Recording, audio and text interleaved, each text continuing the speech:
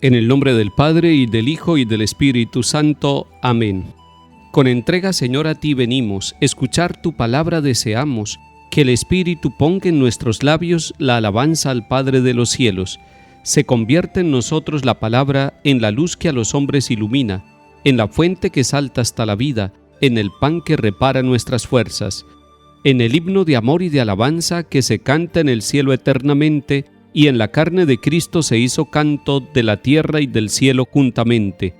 Gloria a ti, Padre nuestro, y a tu Hijo, el Señor Jesucristo, nuestro hermano, y al Espíritu Santo, que en nosotros glorifica tu nombre por los siglos. Amén.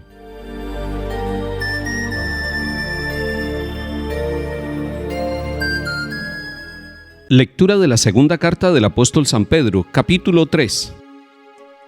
Queridos hermanos, ustedes esperan y apresuran la llegada del día de Dios. Ese día los cielos se disolverán incendiados y los elementos se derretirán abrasados. Pero nosotros, según su promesa, esperamos unos cielos nuevos y una tierra nueva en los que habite la justicia.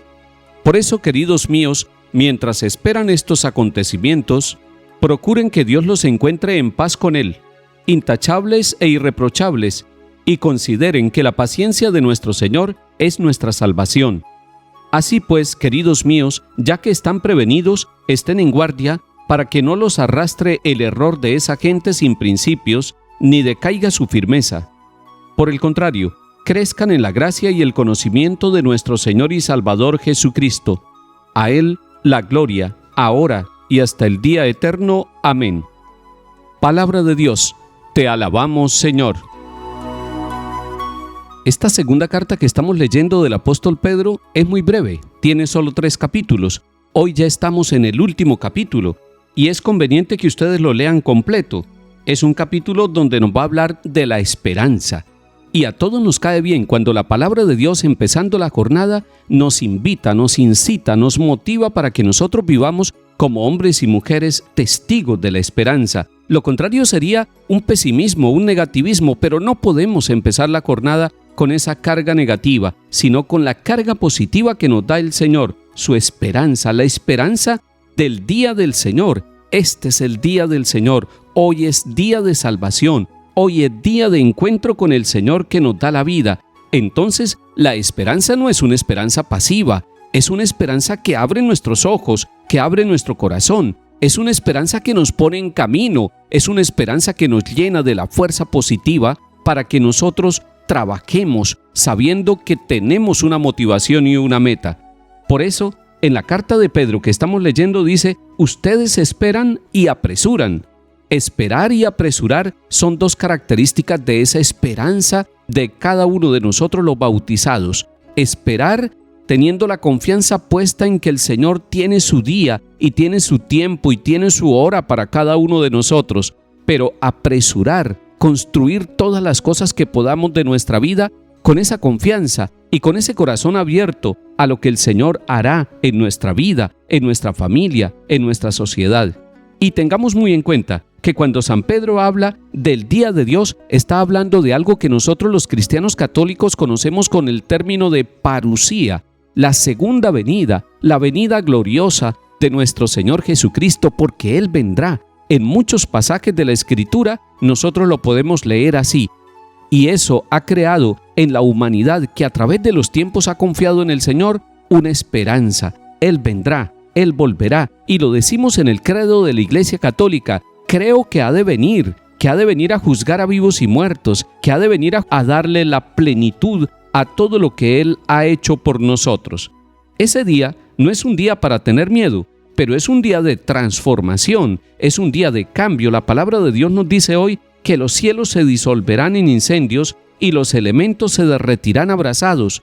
Va a haber un cambio. Toda la creación, todo lo que existe, todo lo que nosotros contemplamos con nuestros sentidos va a cambiar, pero no podemos llenarnos de miedo. El miedo no nos deja decidir, el miedo no nos deja pensar, el miedo no nos permite vivir en la esperanza. Contrario a la esperanza sería el miedo, esa angustia, esa preocupación de que todo va a ser destruido. No va a ser destruido, va a ser transformado, va a ser cambiado luego nosotros si vivimos en la esperanza debemos saber que somos provisionales, que nosotros no somos eternos, que el que es eterno es el Señor, y hemos recibido una promesa, y en esa promesa nosotros esperamos unos cielos nuevos, una tierra nueva, caracterizada por la justicia. Esos cielos nuevos y esa tierra nueva son apresurados cuando hay hombres y mujeres que construyen la paz, que construyen la reconciliación, que construyen el respeto a la vida, que son capaces de vivir la fraternidad. De esa manera están apresurando, es decir, están adelantando lo que se nos ofrecerá plenamente cuando retorne el Señor Jesús. Hombres y mujeres que viven con la esperanza puesta en el Señor son hombres y mujeres que abren los ojos todos los días para agradecer y para pensar en la batalla que hay que dar, esa batalla contra toda forma de mal y contra toda forma de pesimismo, de negativismo y de miedo. Pero dice también San Pedro en esta carta que mientras esperamos, nos preparemos y que esa preparación nos permitirá encontrarnos en paz con Dios y en paz con nosotros mismos, intachables e irreprochables. Nos está diciendo, debemos vivir una espiritualidad de atención, de preparación, de estar prevenidos, de estar en guardia. Son los términos que utiliza la segunda carta de Pedro que estamos leyendo en su último capítulo. Y dice, solamente así, si están en guardia, si están prevenidos, ustedes no se dejan arrastrar por los criterios de este mundo y por esas gentes sin principios. Es que la esperanza, vivida así, en la responsabilidad, nos lleva a estar en el mundo, pero sin ser del mundo, estar en la ciudad terrena que Dios nos dio, pero sin dejarnos engañar para que no pongamos el corazón en cosas que son pasajeras. Y entonces no es necesario que estemos peleando unos a otros, por el contrario, que estemos construyendo fraternidad, que estemos construyendo solidaridad, que estemos construyendo comunión. Eso nos permitirá hacer vida, lo que nos propone la segunda carta de Pedro en la parte final. Dice, ustedes crezcan. La esperanza nos lleva a crecer. Si vivimos en la esperanza vamos creciendo. ¿Y en qué debemos crecer? En la gracia, que es la presencia de Dios, de su Santo Espíritu en nuestra vida, que crezcamos en la gracia y que crezcamos en el conocimiento de nuestro Señor y Salvador Jesucristo. Al Señor lo conocemos en la Escritura, al Señor lo conocemos en la palabra de Dios, pero al Señor lo conocemos en los sacramentos y lo conocemos en las personas y lo conocemos en los acontecimientos de nuestra vida. Conocer a nuestro Señor Jesucristo como el Salvador, como el Hijo de Dios vivo, como el que habita entre nosotros, ese crecimiento de la gracia y del conocimiento del Señor nos llevan a esperar con confianza su retorno, su presencia entre nosotros.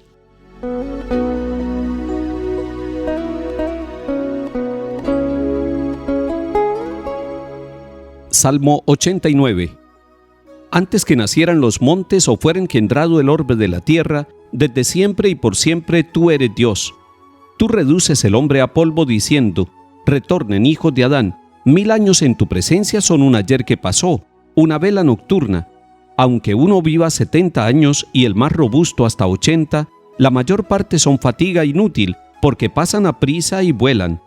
Por la mañana sácianos de tu misericordia, y toda nuestra vida será alegría y júbilo. Que tus siervos vean tu acción y sus hijos tu gloria.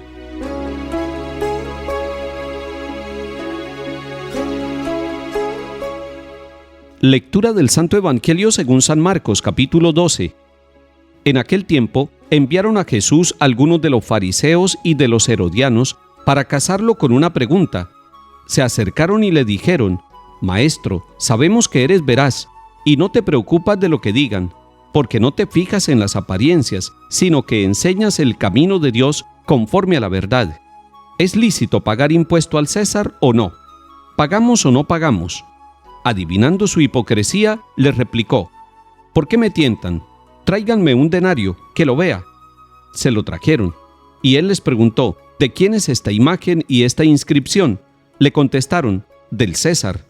Jesús les replicó, den al César lo que es del César, y a Dios lo que es de Dios. Y se quedaron admirados. Palabra del Señor. Gloria a ti, Señor Jesús.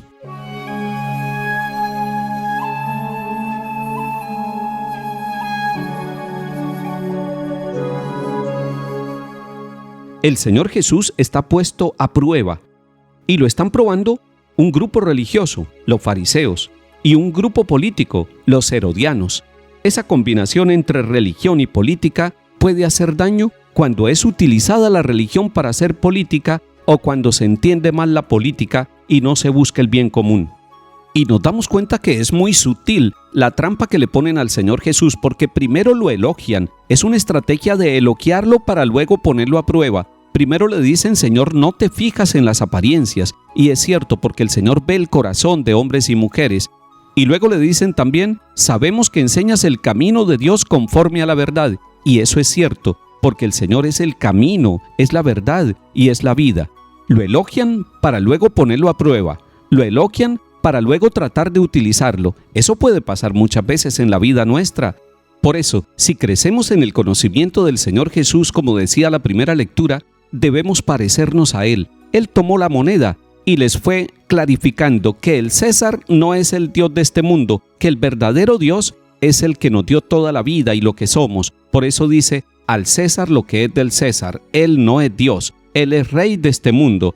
Al Dios eterno, al Dios de la vida, al Dios del amor, al Dios de la salvación, a Él le entregamos la historia y toda la existencia. Hay una autonomía y una diferencia. Los gobernantes de este mundo no son nuestros dioses. El verdadero Dios es el que entregó a su Hijo en la cruz para darnos la salvación. Si encontramos la libertad y crecemos en el conocimiento del Señor, seremos más responsables y no caeremos en las trampas de este mundo.